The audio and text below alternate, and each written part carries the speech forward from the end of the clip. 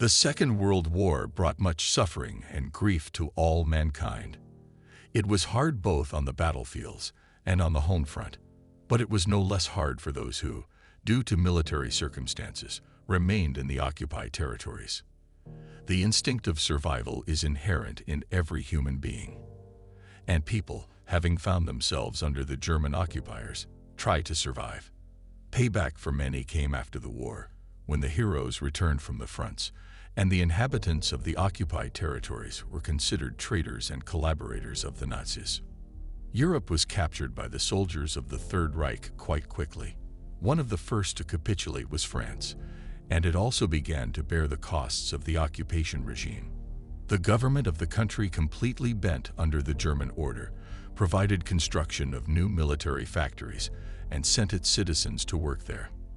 The natives did not resist the arrival of the Nazis either.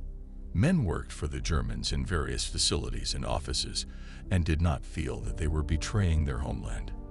Many were sent by the Germans to the front or to prisoner of war camps.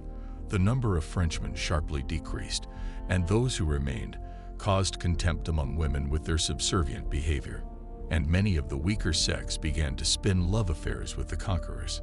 About 30 public houses were opened in the suburbs of Paris. More than 100,000 French women offered themselves to the Germans. Some provided services constantly, others from time to time.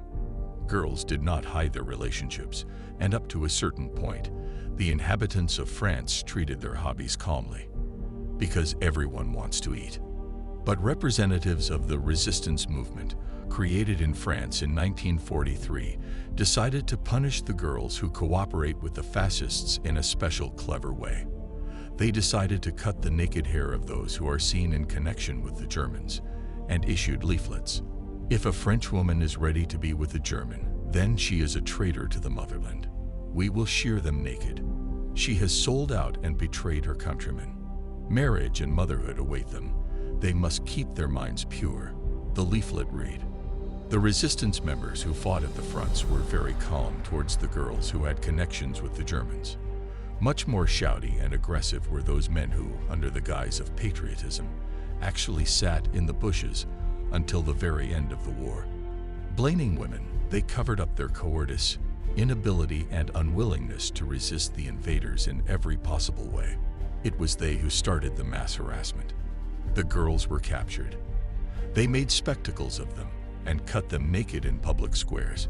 From France, public punishment quickly spread to other countries in Europe. Many girls even began to receive real prison sentences for collaborating with the Germans. Behind such colorful events, no one remembered the French and other Europeans who had served for the benefit of Nazi Germany in the occupied territories for a long time. The men did their job deftly and confidently. To deflect suspicion of cowardice and betrayal of their country, they blamed the defenseless women and emerged victorious from their dual situation. It was Charles de Gaulle who stopped the harassment. He granted amnesty to all the imprisoned girls, and they were released.